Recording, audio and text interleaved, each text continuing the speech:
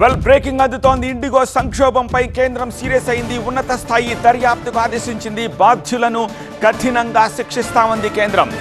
Pilot roster సిస్టాన్ని పూర్తిగా నిలిపివేశారు. ప్రయాణికుల భద్రతే మాకు ముఖ్యమంటోంది కేంద్రం. 3 రోజుల్లో సమస్యను పరిష్కరిస్తామని కేంద్రం చెప్తోంది.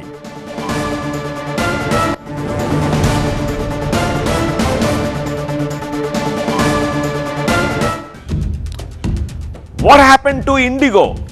ఒకప్పుడు ఇండిగో అంటే 2 విషయాల్లో చాలా కీలకంగా మాట్లాడుకునేవారు. ఒకటి లో కాస్ట్ ఎయిర్ ఫేర్, రెండవది పంక్చువాలిటీ. ఇండిగో టేక్ ఆఫ్ అయితే టైం సరి చేసుకునేవారు, అంత పంక్చువల్గా ఉండేది. అలాంటి ఆ విమానానికి ఇప్పుడు ఏమైంది? ఎగరదు, వదలదు, టైంకు రాదు, పోదు, చివరకు రద్దు.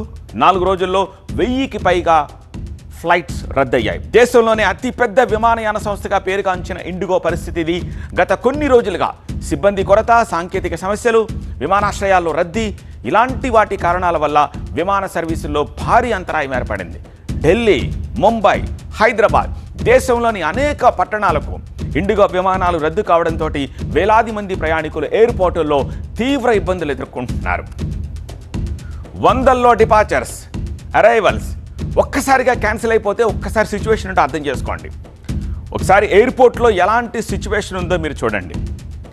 కూర్చోడానికి చైర్స్ కూడా ఖాళీ లేక నేల మీద కూర్చున్న దృశ్యాలు, పడుకున్న దృశ్యాలు, అలాగే అది ఎయిర్పోర్టా లేకపోతే చేపల మార్కెటా అన్నంత రద్దీ.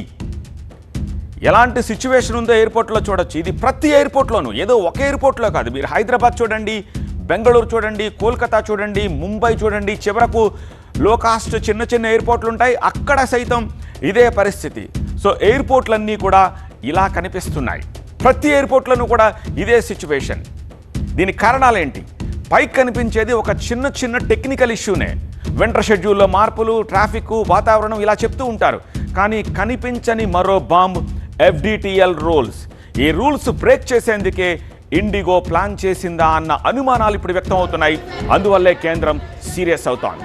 ఇంతకు నవంబర్ 1 నుంచి స్ట్రిక్ట్గా DGCA తీసుకొచ్చిన ఈ FDTL రూల్ బుక్లో ఏముంది?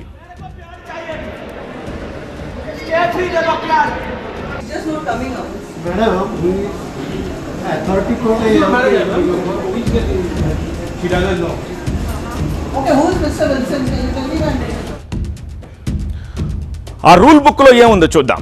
ప్రతి పైలట్కు వారం రోజుల్లో 48 గంటల పాటు రెస్ట్ తప్పనిసరి. గతంలో రెస్ట్ అవర్స్ 36 గంటలే ఉండేది, దాన్ని ఇప్పుడు 48 గంటలు చేసింది. ఇక రాత్రి డ్యూటీ టైం 12 AM నుంచి 6 o'clock వరకు మాత్రమే ఉంటుంది. వారం రోజుల్లో ఒక పైలట్ రాత్రి ల్యాండింగ్లు చేయాల్సింది కేవలం 2 అంటే 2 మాత్రమే. రాత్రి ఫ్లయింగ్ టైం 8 గంటలకు మించి ఉండకూడదు. ఇలా FDTLలో అనేక రూల్స్ తీసుకొచ్చారు. ఇవి ప్రతి విమానయాన సంస్థ తప్పక పాటించాల్సిందే అని ఆ రూల్స్లో పెట్టారు. అయితే ఈ ఏడాది జనవరి నుంచి ఈ రూల్స్ అమల్లోకి వస్తాయని భావించిన నవంబర్ నుంచి ఖచ్చితంగా రూల్స్ పాటించాలని DGCA ఆదేశాలు ఇచ్చింది. దీంతో ఇండిగో పరిస్థితి దిక్కుతోచని స్థితిలోకి వెళ్ళిపోయింది. అదెందుకో కూడా చూద్దాం.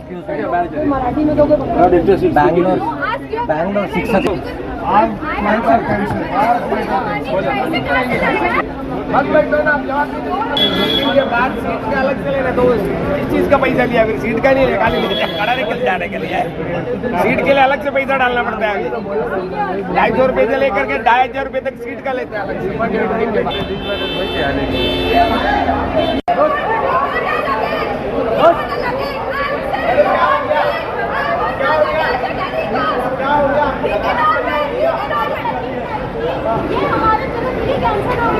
हमें पूरा दिन बिता दिया, रात के 3 बजे निकले, झूठ बोला हमारे लगेज चेकिंग कर लिया गया, आप लगेज देने के लिए रेडी नहीं. आपका दिल्ली का होटल है. आराम से बताइए आपका नाम बताइए. क्या नाम है? आफराशा है. मुझे यहाँ से ग्वालियर से दिल्ली का मेरा टिकट था. उन्होंने बोला उसके बाद कि आपका ग्वालियर से दिल्ली कैंसिल हो चुका है, हम आपको डायरेक्ट फ्लाइट देते हैं तो रिफंड करते हैं. मैंने रिफंड दे दो मुझे. उसके बाद उन्होंने मुझे डायरेक्ट टिकट दिया. टिकट दिखा दीजिए. हाँ हाँ आराम से शांत हो जाइए. हाँ फिर टिकट पे क्या? कैंसिल उन्होंने किया. हाँ मुझे लगा कि आपने कैंसिल करवाया. उसके बाद डायरेक्ट दिल्ली फ्लाइट दिया मुझे. और मेरे बेटे का। हाँ। उन्होंने ना खाना प्रोवाइड किया ना पानी प्रोवाइड किया। हम 17.5 घंटे एयरपोर्ट पे थे। 6 बजे से लेके हम रात के 3 बजे तक एयरपोर्ट पे थे। उसके बाद मैं अपने घर चली गई। मेरे बच्चे को बॉयल्स हुआ है, स्वेलिंग हुआ है, he is been admitted airport. उन्होंने कुछ प्रोवाइड नहीं किया, खाना तक प्रोवाइड नहीं किया, पानी तक प्रोवाइड नहीं किया। उसको जो खाना दिया गया उसके बाद में जो बासी इडली था उसको लूज मोशन हो रहा था। और तो उसके कितनी बाद टिकट्स आपकी कैंसिल की, क्या कुछ किया? 2 टिकट कैंसिल किया हुआ है। लास्ट में जो दिया वो भी कैंसिल किया गया। लगेज खोला टर्मिनल 2 में, चलो शिफ्ट के टर्मिनल 2 में। हाँ। अभी आप हाँ। जो सब्र का बांध टूट गया, क्या लोग ने जब आपका फ्लाइट कैंसिल हुआ था हाँ। तो आपने क्यों बुकिंग किया? हम जब आप पे सब टिकट्स के बाद चले गए तभी भी ये लोग अपनी बुकिंग का चालू कर रहे थे। और उसके मिस्टर बेनी, मिस्टर दिनेश, सपना, उन्होंने झूठ बोला कि आपका टिकट बुक हो चुका है, आप जाओ। वहाँ पे क्रू मेंबर्स है, इंडिगो एयरलाइंस सब वहाँ पे था। उन लोगों को बोल के पब्लिक को अंदर लेके చూసారా లైవ్ దృశ్యాలు చూసారు. ఇప్పుడు మీరు లైవ్ దృశ్యాలు చూశారు. 17-18 గంటలు వెయిట్ చేసిన తర్వాత ఆ టికెట్లను క్యాన్సిల్ చేశారు అని చెప్పి క్యాన్సిల్డ్ స్టాంప్ వేసి ఇచ్చేశారు. 4 పిల్లలు ఉన్నారు, మోషన్స్ అవుతున్నాయి, సఫకేషన్ ఉంది, ఫుడ్ ఇవ్వలేదు, పడుకోవడానికి లేదు అని చెప్పేసి వాపోతున్న పరిస్థితి కనిపిస్తోంది. ఎందుకు ఇండిగోకి ఈ సిచ్యువేషన్ వచ్చింది? FDTL రూల్స్లో ప్రతి ఎయిర్లైన్స్ కూడా ఇబ్బంది పడాలి కదా, బట్ వై ఇండిగో అక్కడికే వస్తున్నారు. అక్టోబర్ 26 నుంచి వింటర్ షెడ్యూల్లో ఎక్కువ ఫ్లైట్లు నడపాలని ప్లాన్ చేసింది ఇండిగో. అదే సమయానికి రూల్స్ అమల్లోకి వచ్చాయి. రూల్స్ ప్రకారం పైలట్లకు ఇప్పుడు రెస్ట్ తప్పనిసరిగా ఇవ్వాలి, ఏది పెరిగిన రెస్ట్ అవర్స్ని దృష్టిలో పెట్టుకొని. దీంతో ఏమైపోయింది? సిబ్బంది కొరత వచ్చేసింది. పైగా ఎయిర్బస్ A320 సాఫ్ట్వేర్ సమస్యలతోటి కొన్ని విమానాలు అప్డేషన్ కోసం రద్దయిన విషయం మీకు గుర్తుండే ఉంటుంది. దాంతో ఇంకా కంజెన్షన్ వచ్చేసింది. సో ఇలా ఇండిగోలోనే ఈ సమస్యలు ఎక్కువగా ఉత్పన్నం అవుతున్నాయి. బికాస్ ఇది బిగ్గెస్ట్ ఎయిర్లైన్స్ కాబట్టి ఇండియాలో కేవలం ఇండిగో విమానాలే కాదు, నిజానికి ఎయిర్ ఇండియాతో పాటు చాలా మేజర్ విమానయాన సంస్థల సర్వీసులు నడుస్తున్నాయి. కానీ ఇండిగోకు సమస్య వస్తే టోటల్ ఎయిర్పోర్ట్లన్నీ కూడా స్తంభించిపోయే పరిస్థితి. ఎందుకంటే మేజర్ చంక్ ఇప్పటికీ ఇండిగోదే ఉంది. సబ్జెక్ట్ టు కరెక్షన్, నాకు తెలిసినంత వరకు 60% కంటే అబవ్ ఆక్యుపేషన్ కేవలం ఇండిగోనే తీసుకుంటోంది. అంటే ప్రతి 100 మంది ప్రయాణికుల్లో 60 మంది కేవలం ఇండిగోనే చేస్తున్నారు. ఆ తర్వాత మిగిలిన విమానయాన సంస్థలన్నీ కూడా స్ప్లిట్ చేసి షేర్ చేసుకుంటున్నాయి. కానీ ఇప్పటికీ మేజర్ చంక్, అది కూడా more than 50%, more than 60% IndiGo ప్రయాణికులే. కాబట్టే ఇండిగోలో ఈ సమస్య వచ్చింది. దేశంలో ఇండిగోకున్న మార్కెట్ ఇప్పుడు ఏ విమానయాన సంస్థ కూడా లేదు.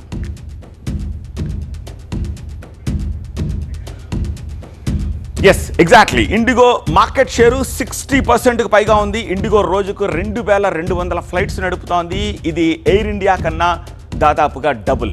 ఇండిగోకు 10% సమస్య వచ్చినా సరే ఒకేసారి 200 నుంచి 400 ఫ్లైట్లపై ఇంపాక్ట్ పడుతుంది. ఢిల్లీలో 135 డిపార్చర్లు, 90 అరైవల్స్ క్యాన్సిల్ అయ్యాయంటే అర్థం చేసుకోవచ్చు మీరు సిచ్యువేషన్ ఏంటనేది.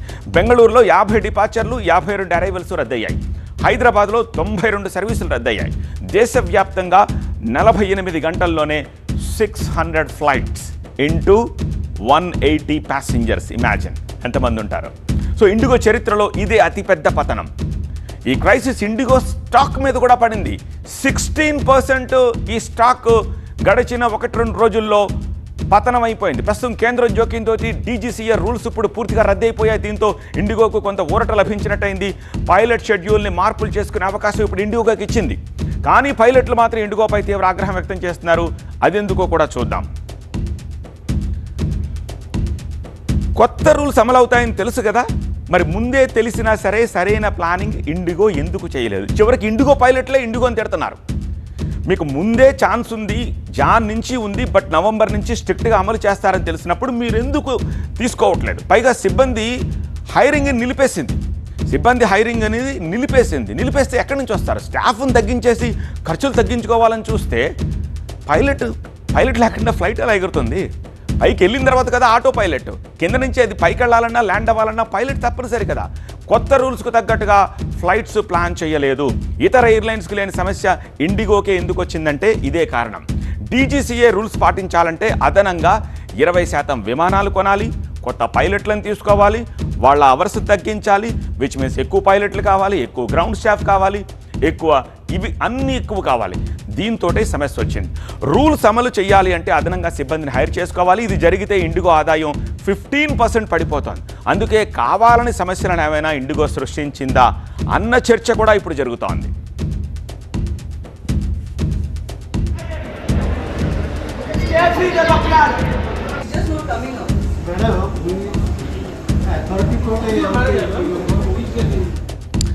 మరోవైపు సందట్లో సడేమియాల ఇండిగో సంక్షోభాన్ని ఇతర విమానయాన సంస్థలు క్యాష్ చేసుకునే ప్రయత్నం చేస్తున్నాయి.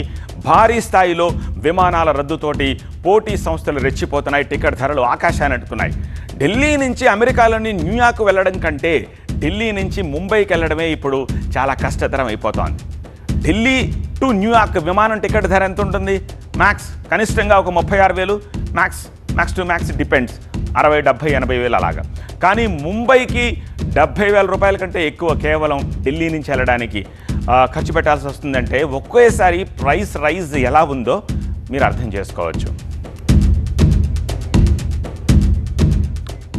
ఓకే, ఫర్ బెటర్ అండర్స్టాండింగ్ నేను మీకు కొన్ని విజువల్స్ చూపిస్తాను. మండే December 8న యాక్చువల్ ప్రైస్ ఎంత ఉండాలి? 5,038 లోయెస్ట్ ప్రైస్ అనమాట. ఇది ఎక్కడికి చీపెస్ట్ మనం ఎయిర్ ఫేర్ చూస్తున్నాం. ఎంత ఉంది? ఇది హైదరాబాద్ టు విజయవాడకి, జస్ట్ హైదరాబాద్ టు విజయవాడకి ఎంత చూపిస్తుంది ఇప్పుడు? 18,377 రూపాయలు చూపిస్తుంది. యాక్చువల్ ప్రైస్ ఎంత? 5,000. లో కాస్ట్ ఎయిర్లైన్స్ కాబట్టి అది కూడా విజయవాడకి 5,000. అదే ఇంకొంచెం దూరం ఉన్న వాడికి అయితే అంత కూడా ఉండదు, కానీ ఆ ప్రైస్ ఇంకా పెరిగిపోయింది.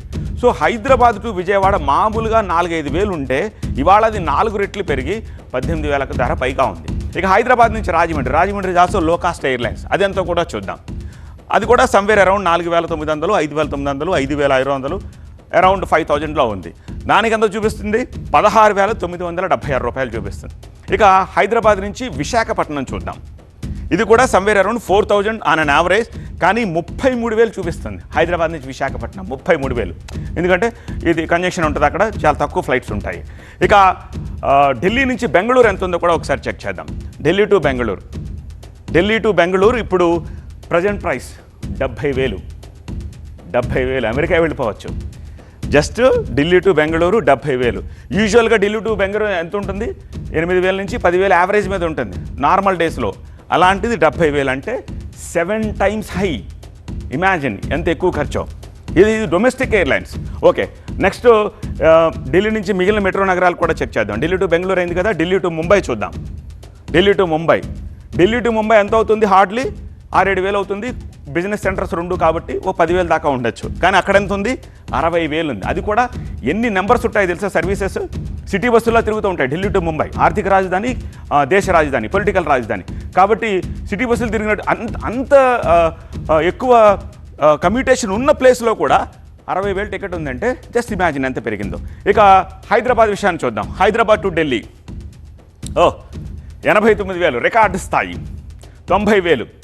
అప్పుడెప్పుడు గతంలో మనం ఏం చేసాం, జనరల్గా ఈ పొలిటికల్ ఇది బాగా బిజీగా ఉన్నప్పుడు ఎలక్షన్ టైంలోనో లేకపోతే ఆశాభావులు ఢిల్లీకి వెళ్ళి ఇక్కడికి వచ్చి టికెట్లు అయ్యి అన్నప్పుడు ప్రైస్ పెరుగుతూ ఉంటుంది. అప్పుడు కూడా అంత 40-50,000 అవుతూ ఉంటుంది. ఏది 8,000, 9,000 అన్నది. అలాంటిది 89,000 రూపాయలు హైదరాబాద్ టు ఢిల్లీ. దాన్ని బట్టి అర్థం చేసుకోండి. ఏంటి అమెరికాకే కాదు ఇంకెక్కడికే వెళ్ళొచ్చు అనమాట, అంత ప్రైస్. ప్రస్తుతం ఇండిగో సంక్షోభంపై కేంద్ర ప్రభుత్వం ఇదే విషయంపై సీరియస్గా ఉంది. బాధ్యులను అందుకే త్వరలో గుర్తించి శిక్షిస్తామని ఆదేశాలు ఇస్తుంది. మరి కేంద్రం జోక్యంతో ఇండిగో సంక్షోభానికి తెర పడుతుందా లేదా అన్నది ఇప్పుడు మనం చూడాల్సిన అవసరం కనిపిస్తోంది.